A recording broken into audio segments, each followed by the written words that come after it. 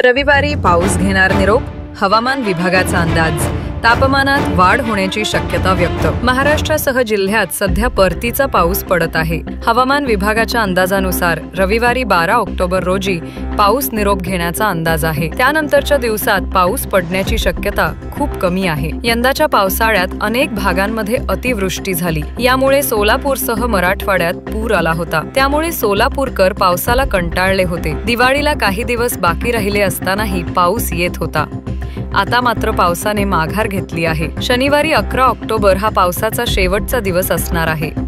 त्यानंतर वातावरण कोरडे असणार आहे। हवामान विभागाने सोलापूर जिल्ह्याच्या पावसाचे अनुमान व्यक्त करताना ग्रीन अलर्ट देऊन शुक्रवार व शनिवारी हलका पाऊस पडण्याची शक्यता वर्तविली आहे। तर रविवारपासून 2 दिवस कोरडे हवामान असण्याचा अंदाज व्यक्त केला आहे। त्यामुळे रविवारपासून पाऊस माघार घेण्याची शक्यता आहे।